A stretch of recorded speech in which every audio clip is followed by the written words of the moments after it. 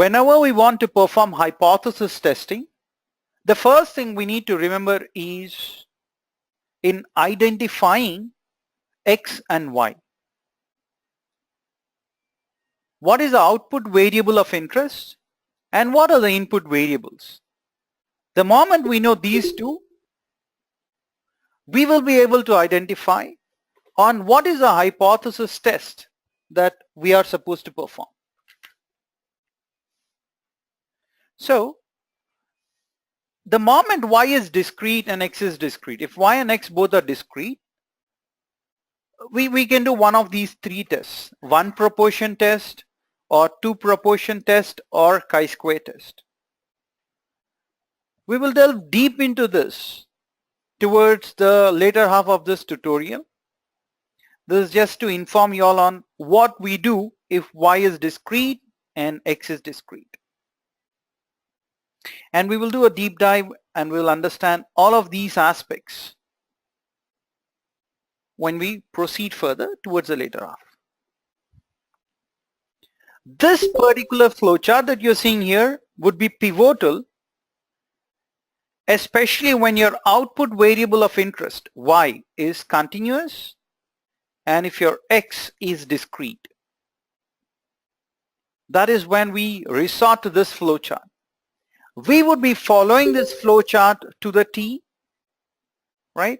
And we will look into all the tests. We will look into one sample T test, one sample Z test. What if data are not normal? We'll perform one sample sign test.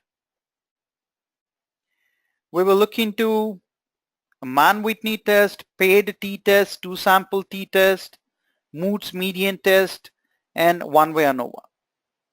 Of course, we'll look into Kruskal-Wallis. There's another test called as Kruskal-Wallis. We'll discuss about all those tests. For now, wherever you see the tests that we perform, if data are not normal, for example, here data are not normal, so we perform one sample sign test. Here data are not normal. If the data are not normal, we perform Mann-Whitney test. And if data are not normal, we perform Moore's median test or Kruskal-Wallis test. Kruskal-Wallis. All these tests are called as non-parametric tests.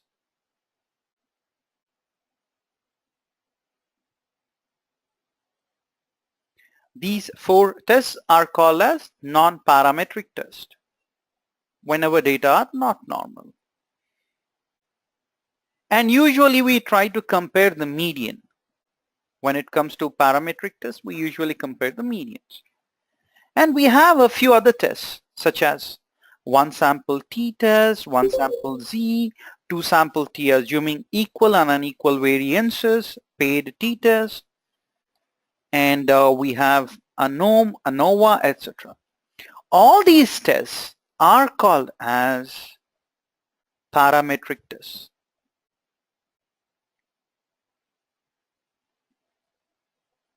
So we have parametric tests and non-parametric tests.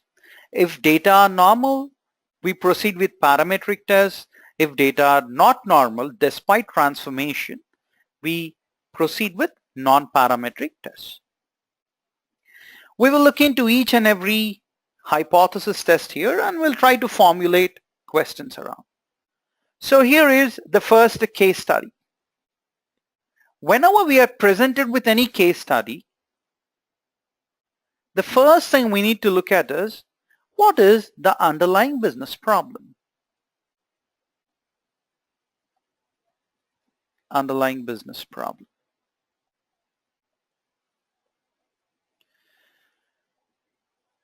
Here we have the fabric length of 25 samples which are taken at random.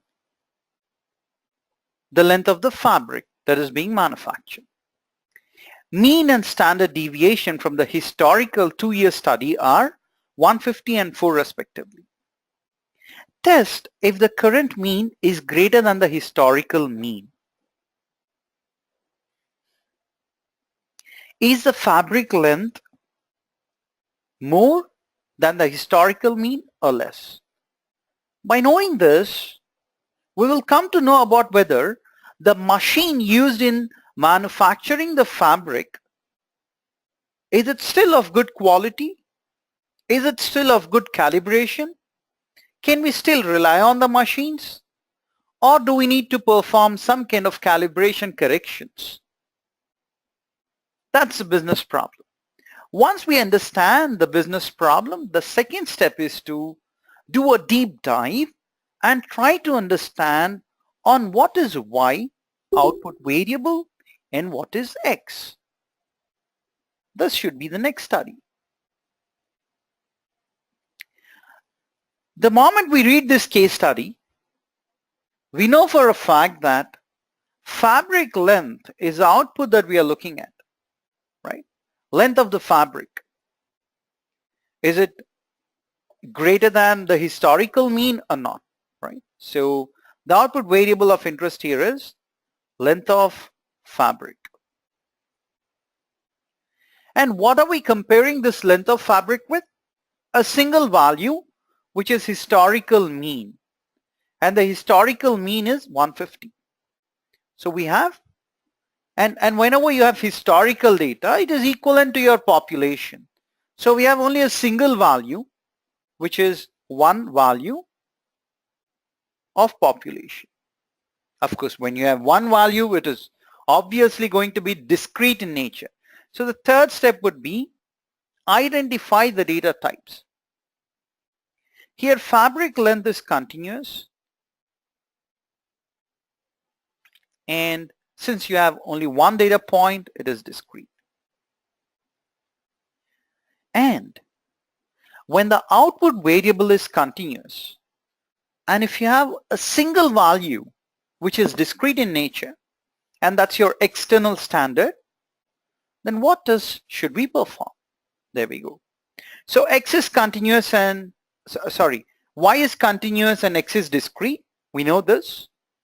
And we are comparing this one population with external standard.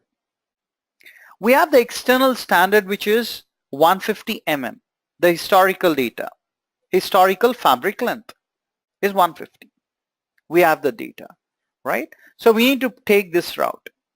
What does this route say? The next step should be identify on whether your output variable are normally distributed or not. Why is it normally distributed? Yes or no? So for this, we need to first perform normality test. So let us perform this normality test.